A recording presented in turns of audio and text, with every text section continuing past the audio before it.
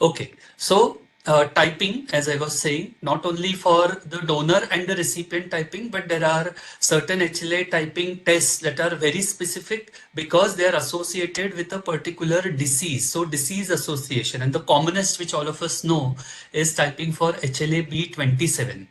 The other important application of typing based test is chimerism testing. So chimerism, as we all know, where there would be more than one or generally two different cell populations. So one is derived from the donor origin and the other from the recipient origin. And you look at the chimerism picture after a stem cell transplant in order to monitor the progress of that particular transplant. So typing is one broad category of HLA testing. The other broad category of HLA testing is to assess alloreactive response. By this I mean is testing for your donor specific antibodies or testing for the T cell response. So as we all know, there are various antibodies which can be formed as a result of sensitization to various HLA antigens, and testing of these antibodies, monitoring the antibody levels will be a very important challenge when you are dealing with any solid organ or a bone marrow or a peripheral blood stem cell transplant.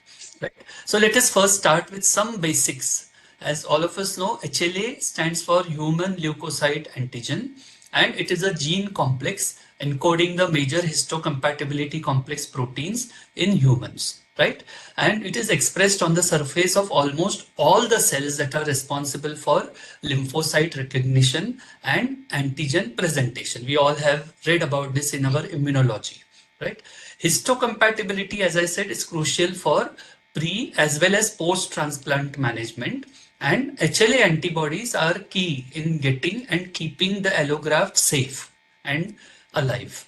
So antibody testing methods, as I said, are used to assess the immunological risk. So you understand the severity of the problems that you may be facing in the post-transplant period.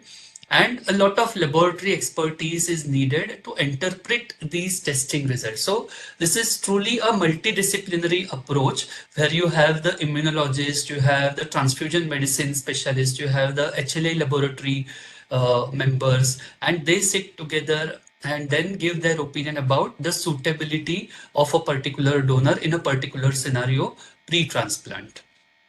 Also, clinical expertise is needed for understanding the clinical significance of the various antibodies that we land up testing in the HLA laboratory.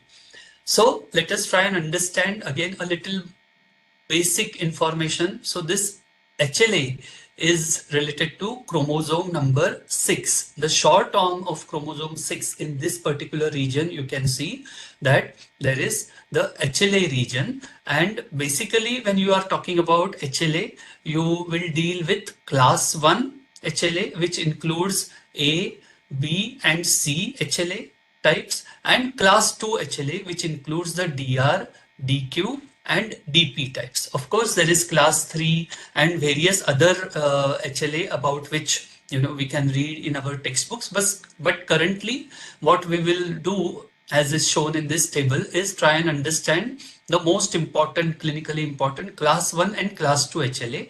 As I said, the gene products, say class 1 has got major, that is HLA A, B and C, and minor gene products like E, F and G.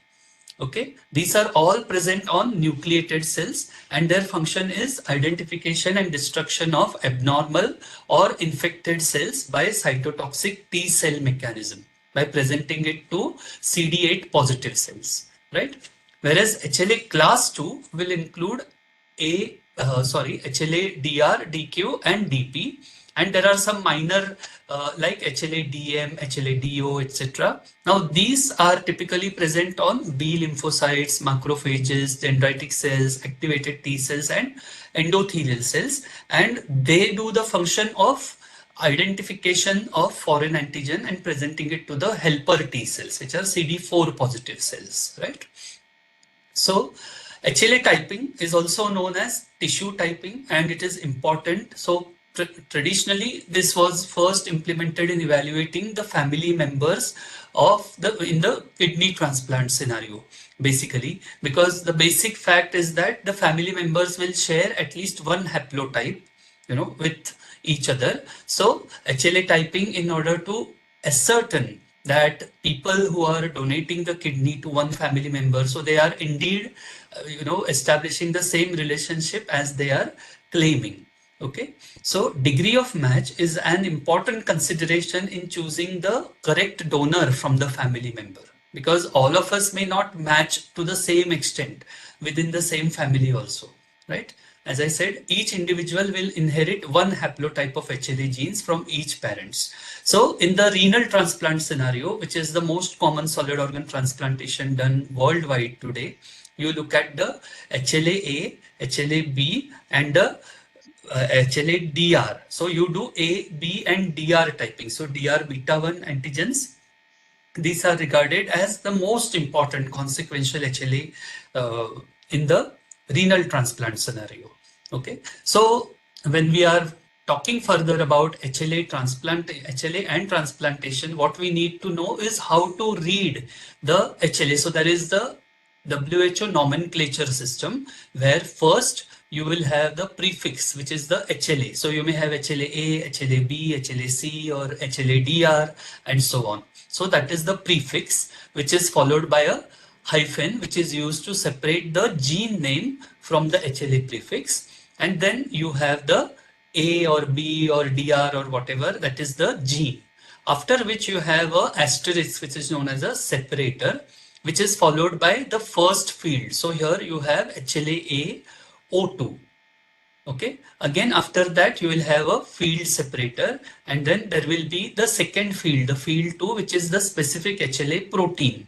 Again there will be a field separator, and then there will be field 3, which is used to show a synonymous DNA substitution within the coding region, right? And then towards the end you will have the suffix. So you can forget all the complex things that I said just now, but here practically important for us is to understand the resolution of HLA typing, so which I will talk about in the subsequent slides. So these are the basic instruments that we use in our laboratory for HLA typing, where amplification of the DNA is done by PCR, and that amplified DNA product is then typed either using a Luminex based platform, which is this, or a Mr. Spot named equipment. So this is basically SSOP technology that we use.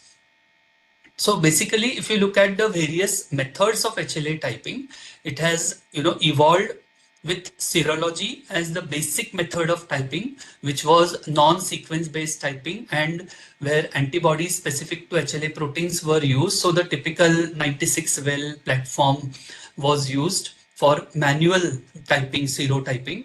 So long back when I used to work at Tata Memorial Hospital, I have seen the senior scientists do serology typing for HLA in our laboratory. Then very soon we had the SSOP, that is sequence specific oligonucleotide probe, where the PCR product is tested against a series of known probe sequences. And then from the pattern of the probe annealing, the allelic type can be deduced. Also, there is SSP, which is sequence specific primers, or you have Sanger based typing sequencing by termination. So SBT is also available. And then today, the most popular one, the highest resolution, will be given by your next generation sequencing, where you are performing long range PCR to amplify the HLA genes, fragment the HLA genes, and then perform the deep sequencing. So that is how the different methods of HLA typing can be viewed at. Now, I talked about the resolution. So you can see with serology, it was possible to only go up to the first field, basically one field. So you have, suppose you have typed HLA-A, and the type of HLA-A up to the first field, say O2 or O3, only that information can be derived with your serology. So this is the low resolution typing. If you are able to go beyond the first field to the second field, then that would be the next level or the intermediate level of resolution for HLA typing. So here you have HLA-A, O2, O1, right? In the next level, you will go up to the exonic sequence level, which is the third field of typing. Okay, so this will be the high resolution typing, where you are reporting it as HLA-A, O2, O1, and O1.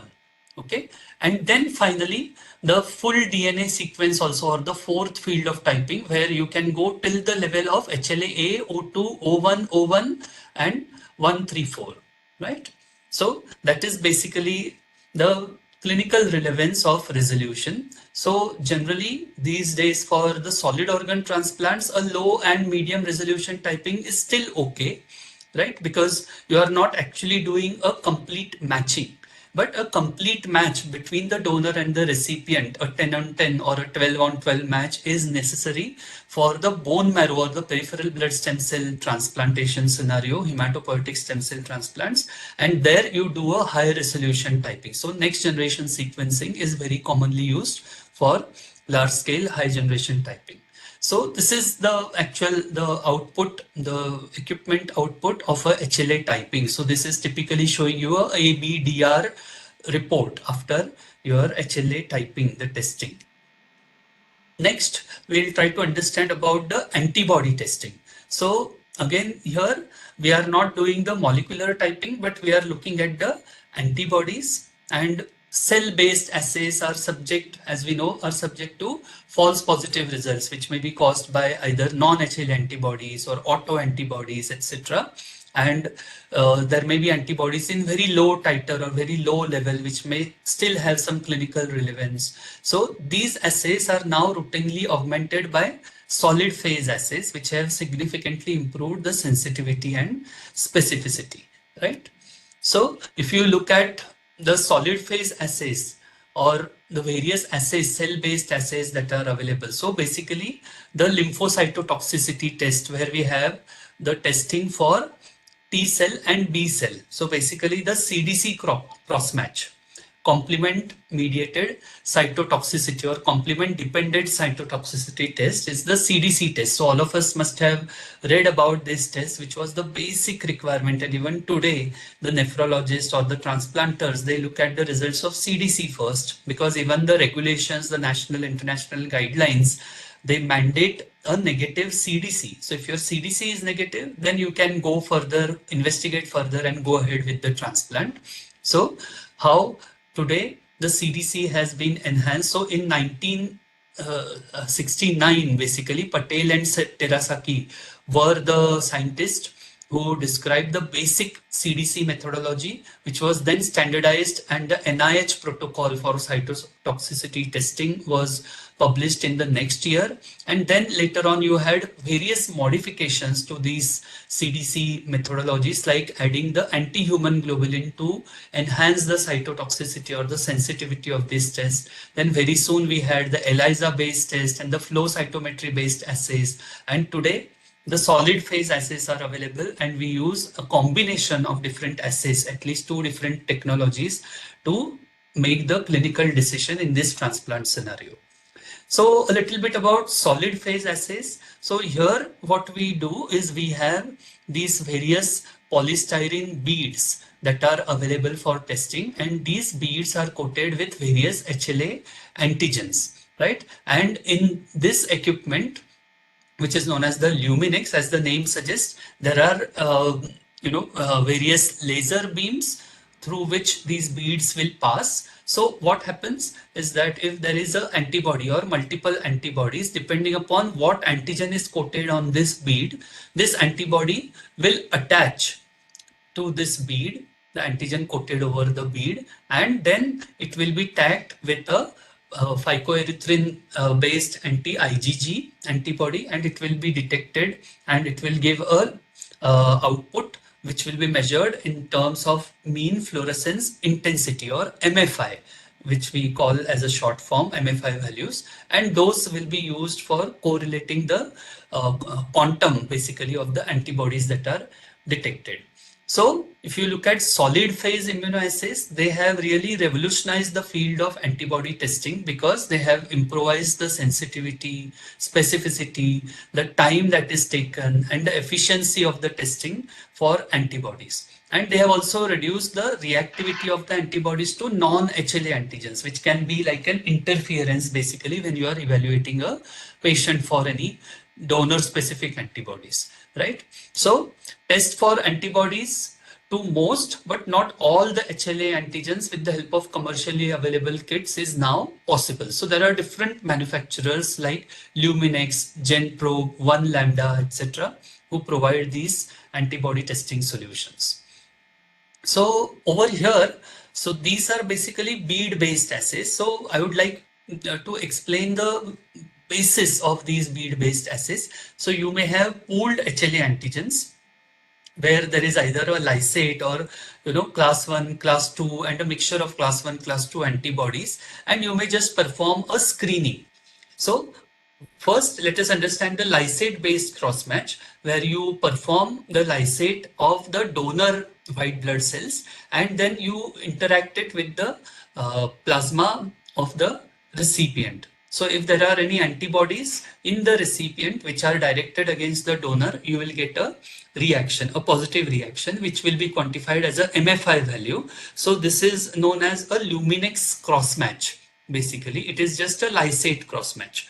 One step further, you may be doing a screening or panel reactive antibodies, where for class 1 you have 7 different beads on which various different classes of HLA antigens are coated for class 1, and in the class 2 library you will have 5 different beads in which 5 different class 2 antigens are coated, and you will get a fairly good idea against what particular class or any particular HLA type there are antibodies in the recipient.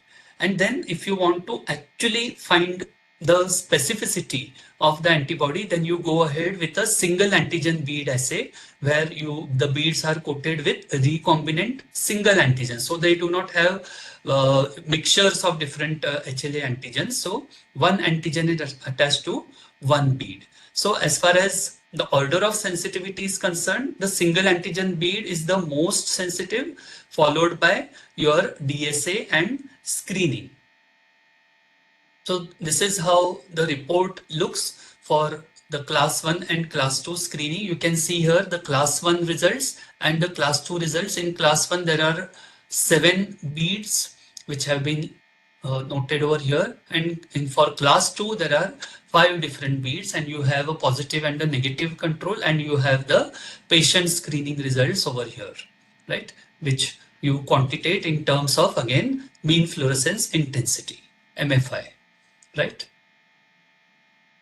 So let us go further. Yes, this is the single antigen bead. So you have the various HLA antigens that are noted over here, and then the reactivity to all these, the big list of HLA antigens over there with in terms of the MFI values you will get in this region, right? So this is the single antigen bead test, right? So as I said, there are 3 different formats which we have seen for the antibody testing. So how do these antibody testing help us? How do these results help us really in decision making?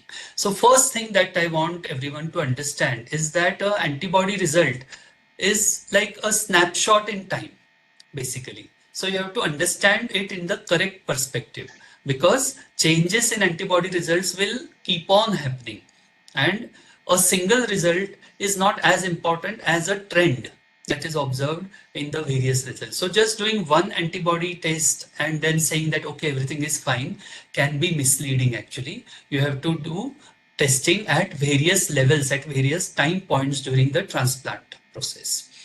The next important aspect is that antibody tests are strongly correlated, but they do not perfectly predict outcomes. You may have a case where there would be a fairly strong antibody. So how do we decide whether it is strong or weak based on the MFI values? But we have seen patients where the MFI values are about 10,000, so we consider that as very clinically significant, but the transplant outcome is not all that bad. You are able to still do a successful transplant. But there are rarely also patients where the MFI values, antibody levels are only in the range of say 2000 or 3000 MFI, which may be considered as clinically not very significant, but the outcome is very dismal, right? So we have to keep that in mind.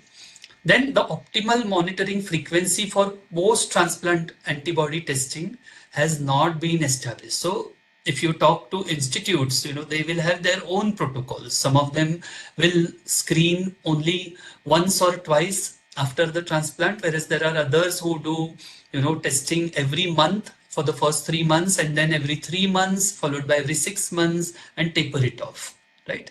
So these antibodies, they may predate clinical outcomes by months to even years.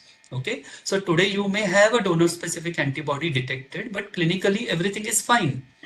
So you may not be really worried. But when you follow up these patients, the antibodies have given you some telltale signs that maybe 6 months or 1 year down the line, there is going to be some rejection or some problem that may affect the graft survival, right?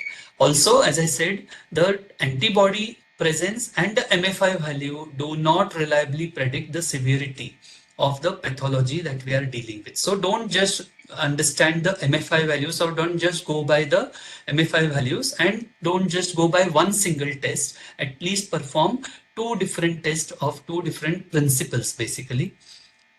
Also, the DSA and MFI at rejection diagnosis do not reliably predict responsiveness to treatment. That's also one more important aspect. Class 1 is generally considered to be of more clinical significance, but class 2, especially against the DQ, they correlate with late rejections, worse function at diagnosis, and less responsiveness to treatment. So if you are identifying an anti-DQ, HLA-DQ antibody, it may be also clinically significant. So don't just dismiss it because it is a class 2 antibody, right? Dynamic changes in MFI with treatment of AMR often reflects changes in the clinical status. And as I said, DSA MFI may decrease with treatment of rejection, but you will never get a very clear negative or complete disappearance of the antibody. So you have to look for the falling trends of the MFI values or the antibody that are present, right? So further about the effect and interpretation of these antibodies, as I said, they may be present even before the transplant, or they may be formed later on, de novo, during or after the transplant also, right? Any antibody test can change within as short as 72 hours. Why? Because of the memory B cell response. And therefore, whenever you are doing a transplant or planning a transplant, the last final go ahead test should be done within 48 to 72 hours of the actual transplantation, when the organ is going to go in or when the infusion is going to happen. Because as early as within 72 hours, an antibody may be formed. Then not all patients with DSA pre or post transplant will have an adverse outcome. So don't panic. Serial testing, as I said, before and after the transplant will be very informative, and the timing of routine testing in patients who are asymptomatic and stable is determined at the program level. That means at the institutional level. Latency period is modified by many variables, particularly adherence to immunosuppression. So follow-up of the patient will be very, very useful in all the post-transplant cases, right? So as I said, don't just look at the MFI value, look at it, interpret it in the context of clinical function and your pathology reports, also the histopathology reports. DSA and MFI cannot be used in isolation to diagnose or determine the treatment plans, and they cannot be used to determine the treatment course also, right? As I said, don't disregard the class 2 DSA post-transplant because they identify a worse prognosis. And there are other markers of clinical status like simple things like creatinine values, etc. may be easier to monitor than the donor-specific antibody. So please bear that in mind also. Now, since we are talking so much of the mean fluorescence intensity or the MFI values, I thought that let us also understand the various factors that will affect these MFIs. So basically, the format of the testing, as I said, there are different beads. So they may have different antigen density also. There may be a lot to lot variability. There may be conformational changes of the antigens on the beads. In fact, in India, the single major challenge that we face is that most of these kits are manufactured in the Western world, and therefore they have all the conformations, all the antigens that are more native to their population. So certain things which are not there in our population or which our population possesses may not be represented at all in the test that we are using. So we have to keep all these things in mind also when we are looking at the results of our testing. Okay, so as I said, antigen density will vary.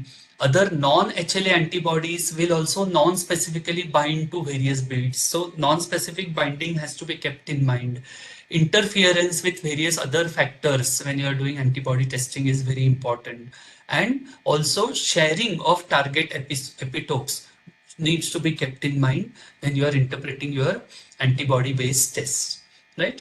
So with this, I think we will be able to understand the limitations also of these assays, because the pooled antigen test or these assays as they are used, you may be using a class 1 class 2 screening, or you may be using just a lysate based cross match, etc.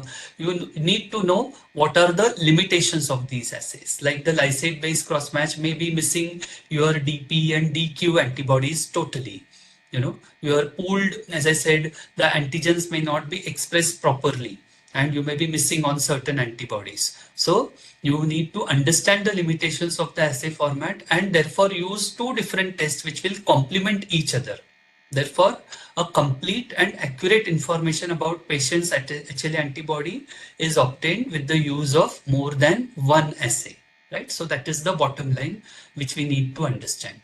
Right, so here is a very good reference table basically where the method, its description, its utility and the limitations have been summarized. So I'll just quickly highlight the most important points. So the traditional CDC cross-match, as we say, cytotoxicity cross-match, it will detect the antibodies in the recipient serum which may bind to the donor cells and induce complement-mediated lysis. So here we are directly measuring the donor-specific antibody. However, it is very difficult and prone to some irrelevant or indeterminate results.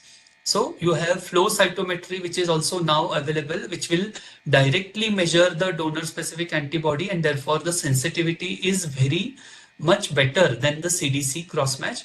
However, a lot of weak positive results, a lot of false positive results are a limitation of the flow cytometry cross-match. Similarly, you may have the panel reactive antibody, as we said, the class 1, class 2 antibody screening, which does not identify specific HLA molecules to which the patient has antibodies, but it will give you an idea as to what is the extent of alloimmunization or immunization in your recipient, whether it is 10% or 20% or 30%. Single bead assays, as I said, are the best because they will give you the specific results, but there is no universal threshold for defining a positive assay in this case. And again, known false positives and false negative results are also possible in this case. There are now kits available for complement fixation single bead assays also, like C1q and C4d assays. So these are used to identify antibodies that can bind with HLA molecules and subsequently to exogenously added complement. And therefore, this will enable us to determine the specificity of the HLA molecule that is recognized. So these are the salient features of all the antibody testing mechanisms that we have currently. This also pictorial depiction of the same thing, basically, where the sensitivity increases with the solid phase assay and it is reduced at the level of the cell-based assays like the CDC cross-match. About Luminex based technology we have already talked, so we can go further here. So basically we come to the $1,000,000 question, which test should be used? So here what you should remember is the level of sensitivity. So as we say, the mandatory test is the CDC cross-match even today, but you can enhance the sensitivity by adding AHG to your CDC cross-match. And then if you have flow-based cross-match or a Luminex-based cross-match, the sensitivity will be much better. So you can use a combination of these. So either a CDC and flow or CDC and Luminex based cross-match is something which most of the centers use for antibody identification or detection first. And for cytotoxicity, it is still best for clinically significant donor specific antibodies. So as I said, it is the mandatory test that is still followed, right? So with this, I would like to just share our algorithm at Kokilaben Dhirubhai Ambani Hospital, where we do HLA antibody testing. So first, whenever there is any patient, say for a bone marrow transplant, or there is a haploidentical transplant. So when it is just a fully matched bone marrow transplant, what is of paramount importance is doing a high resolution HLA typing. So you do that with your NGS. And if it is a solid organ transplant, then you can do an intermediate level or even a low resolution HLA typing, because that suffices. In both the cases, you will also do, especially in a haploidentical hematopoietic stem cell transplantation and in the solid organ transplantation, you will also screen the patient for HLA antibody analysis. Okay, so the first basic test, as I said, would be a T and B cell CDC cross match, which you will do, and parallelly you may also do a Luminex based DSA, donor specific antibody lysate cross match, right? So two different technologies. So you have the manual technique and the automated technique, the lysate based, Luminex based test. So if here your CDC results are negative, definitely you directly go in for a transplant. If they are positive, then you look at the antibody specificity by doing a single antigen bead test, and then there is a desensitization protocol. Again, you retest and look at the level of the antibody, whether it has reduced significantly, then go ahead for the transplant. As far as the lysate cross-match is concerned, if it is negative and your CDC is also negative, yes, you go ahead with the transplant. But if it is positive, you again look at the specificity by doing a single antigen bead assay, and then you decide whether to transplant or to go ahead for a desensitization protocol, right? So with this, again, the methods for antibody screening and cross-matching in solid organ transplant, basically. So here, as I said, CDC is the primary method, followed by modified flow cytometry technique. We do not use the ELISA based generic testing over here, specific or generic testing with ELISA, but we use the Luminex based testing over here, which gives us the important consideration of HLA antibodies, basically, where we can detect the various spectrum of the HLA antibodies, and we can also speculate some quantification in terms of correlation with the MFI values that we are looking at. And then you have very specific tests, which are the single antigen bead test, which will give you a comprehensive specification of the HLA antibodies which you are dealing with in your patient.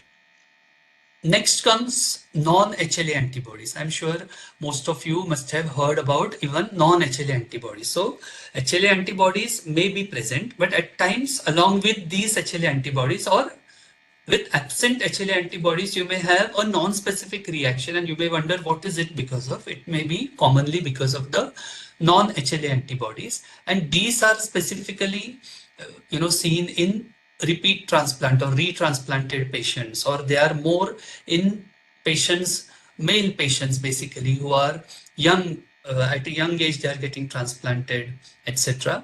And further testing for these non-HLA antibodies is often performed when there is histological evidence which suggests that there is a antibody mediated process and your HLA DSA test is negative. So that is your first telltale sign that there is a non-HLA antibody.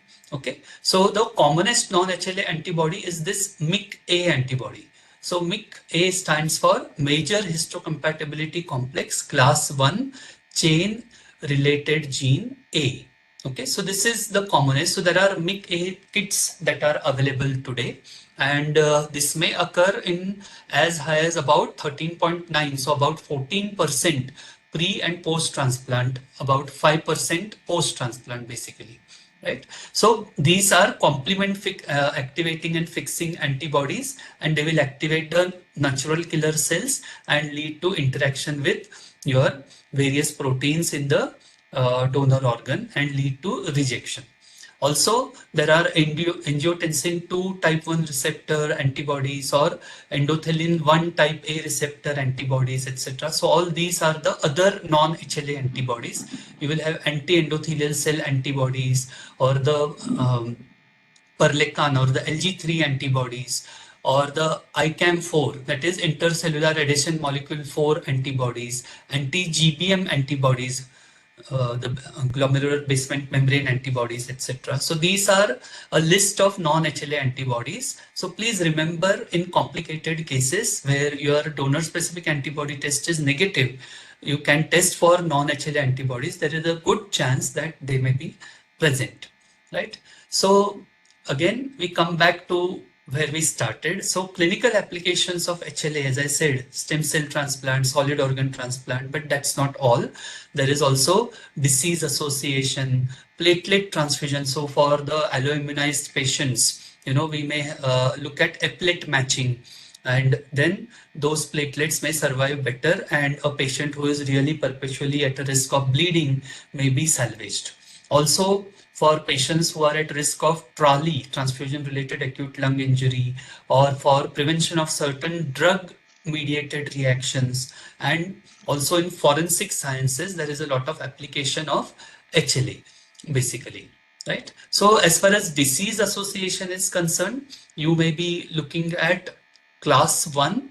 So HLA class 1 genes are mainly associated with, say, occurrence of leprosy, multiple sclerosis, lymphoid leukemias, Rh isoimmunization, psoriasis, ankylosing spondylitis, hemophilia, malaria, and various susceptibility to or resistance to HIV-1 or type 1 autoimmune hepatitis, ANCA positive autoimmune disease, etc. Whereas class 2 genes are associated with multiple sclerosis, SLE, asthma, psoriasis, childhood ALL, or HIV-related disease, thyroid carcinomas, nephropathies, Kawasaki's disease, celiac disease, etc. So you may have a situation where the clinician may want you to test for one particular class 1 or class 2 HLA gene also, because he wants to establish the clinical diagnosis that he is suspecting in his patient, right? So as far as drug reactions are concerned, these are the most common requests that we get. So if a patient is to be started on antiretroviral therapy, most commonly abacavir is the drug that is used, but you look for a particular HLA locus, that is HLA B5701. If this is present, then there may be sensitivity to abacavir. Similarly, for patients with epilepsy, where you use carbamazepine, you may want to look for HLA-B1502 before starting the therapy. Or when you are managing gout or hyperuricemia, you may want to look for B5801 before starting allopurinol. So that is the application of HLA in adverse drug reaction testing. So that's it, friends. This was just a sum up of all the applications of HLA testing in the clinical practice. So it is not only transplants, majority transplants, yes, but a lot of other applications now, including disease association.